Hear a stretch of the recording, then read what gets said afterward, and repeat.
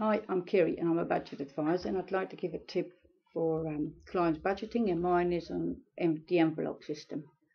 I had a client whose budget worked on paper and it looked really good, but in reality she struggled with the expense. She could do the grocery bit maybe, but she struggled with the money for the car costs and the present in the doctors and things like that. So we thought about starting up a savings account that she could use, but she said then she would still struggle when there was a birthday party.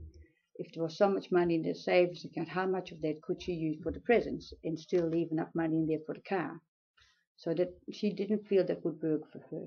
So we decided for her to try the envelope system.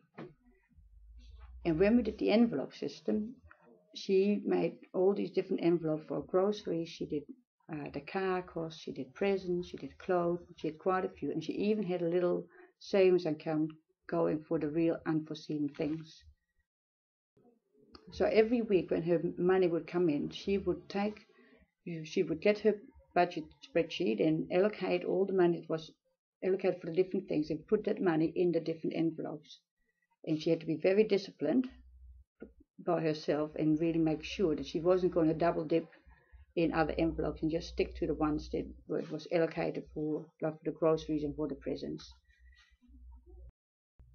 She found it really, really helpful because it meant that when the car registration, for example, came up, there was money in an envelope for the car.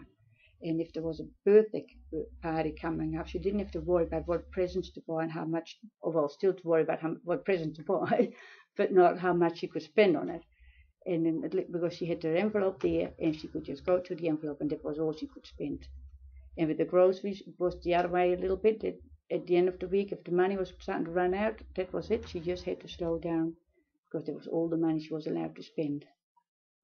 So yes, she found that even though it was hard to do, but it was really helpful and it made her life a lot less stressful, and it really did the trick for her.